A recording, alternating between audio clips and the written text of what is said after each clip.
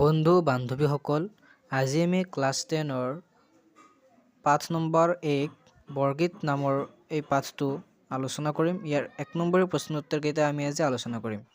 আগবাঢ়িছোঁ প্ৰথমটো প্ৰশ্নলৈ। চমুকৈ প্ৰশ্নৰ উত্তৰ দিয়া। নেৰিবা বান্ধৱ মোক জীৱনে মৰণে।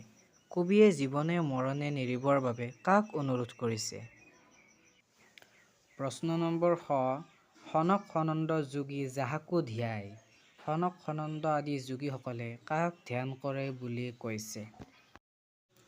গ নম্বৰ প্ৰশ্ন। কবি কিহত আতুৰ হোৱা বুলি কৈছে? ক নম্বৰ উত্তৰ। কবিয়ে জীৱনে মৰণে নেৰিবৰ কাৰণে হৰিক অনুৰোধ কৰিছে।